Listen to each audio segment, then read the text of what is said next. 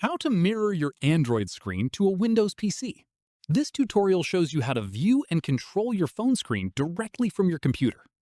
First, swipe down from the top of your Android device to open the Quick Panel.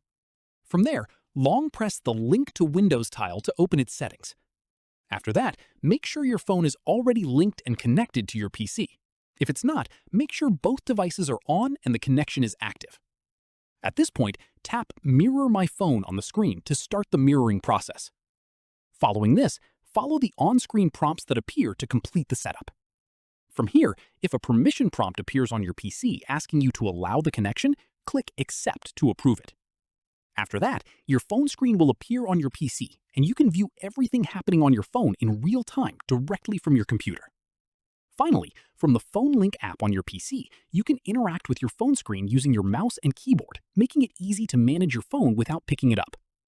Keep in mind that both devices need to stay connected and in range for the mirroring to work smoothly. If the screen freezes or disconnects, toggle Link to Windows off and back on to refresh the connection. That's how you mirror your Android screen to a Windows PC. If this was useful, drop a like, subscribe for more Android tutorials, and ring the bell so you never miss an upload. See you in the next one.